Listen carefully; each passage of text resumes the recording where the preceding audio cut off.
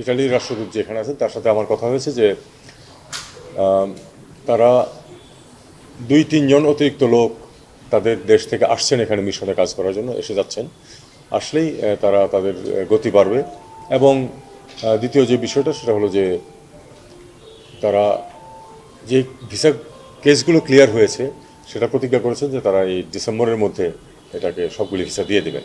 Italy visa সিকারদের একটা যারা বড়সড় একটা গ্রুপ, তাদের এক প্রতিনিধিদের সমন্বয়ে একটা ছোট দল আমার সাথে দেখা করতে এসেছিলেন।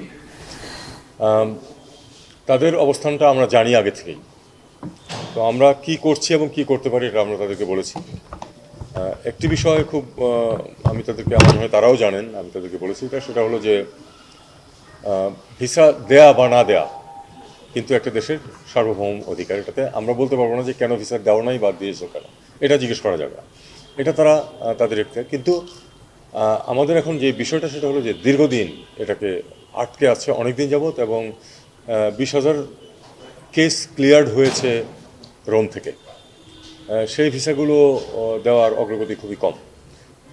ছোটোখাটো কিছু অনিয়মের বিষয়েও তাদের কমপ্লেন আছে, সেগুলো আমরা শুনেছি, সেটা নিয়ে আর এখন কিছু নাই বললাম। তো আমি তাদেরকে যেটুকু বলেছি সেটা হলো আমাদের ইটালির রাষ্ট্রদূত যেখানে আছেন তার সাথে আমার কথা হয়েছে যে তারা 2-3 জন অতিরিক্ত লোক তাদের দেশ থেকে আসছেন এখানে মিশনে কাজ করার জন্য, এসে যাচ্ছেন। আসলেই তারা তাদের গতি বাড়বে। এবং দ্বিতীয় যে বিষয়টা সেটা হলো যে তারা যে ভিসা কেসগুলো ক্লিয়ার হয়েছে সেটা প্রতিজ্ঞা করেছেন যে তারা এই ডিসেম্বরের মধ্যে এটাকে সবগুলি ভিসা দিয়ে দেবেন।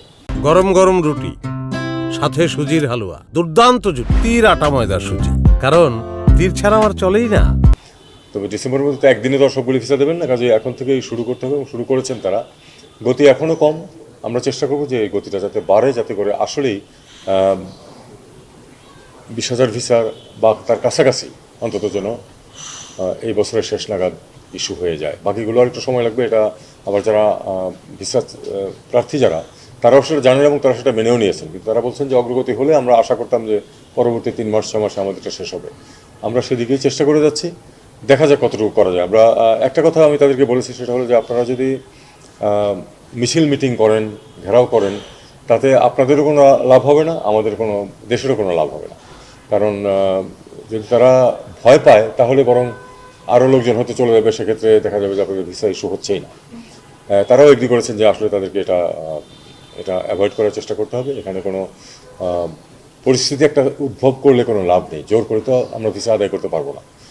বরং বেশি চাপ দিলে, আমরা চাপ দিচ্ছি যথেষ্টই, কিন্তু যদি ফিজিক্যালি ঘেরাও করা হয় বা এরকম, তাহলে বরং একটা আশঙ্কা থেকে যায় যে তারা আমাদের যেই প্রোগ্রামের অধীনে ভিসাগুলো ইস্যু হচ্ছে, যে লিগালি তাদেরকে নেওয়ার যে একটা প্রভিশন সৃষ্টি হয়েছে, সেটা কিন্তু ইচ্ছা করলে আমাদের দেশকে বাদ দিয়ে দিতে পারে। তারা যদি থ্রেটেন্ড ফিল করে তাহলে সেটা বাদ দিয়ে দিতে পারে। এই আশঙ্কাটার কথা আমি তাদেরকে জানিয়েছি এবং তারাও সেটা অ্যাপ্রিসিয়েট করেছেন। আমি আশা করি যে শান্তিপূর্ণভাবে এটা সমাধান হবে। না, 20,000 কেস ওদিক থেকে ক্লিয়ার হয়ে এসেছে, কিন্তু এখানে ওদের যাদেরকে মনে করবে, এটা কিন্তু আবার ওই যে সফটওয়্যার অধিকার, যে কাউকে তারা ইন্টারভিউর জন্য রাখতে পারে, সবাইকে ডাকছে না কিন্তু। অনেকে কিন্তু পাসপোর্ট এই যে ওখান থেকে ক্লিয়ার হয়ে আসছে, ভিসা দিয়ে দিয়েছে, এরকম ঘটনা ঘটছে।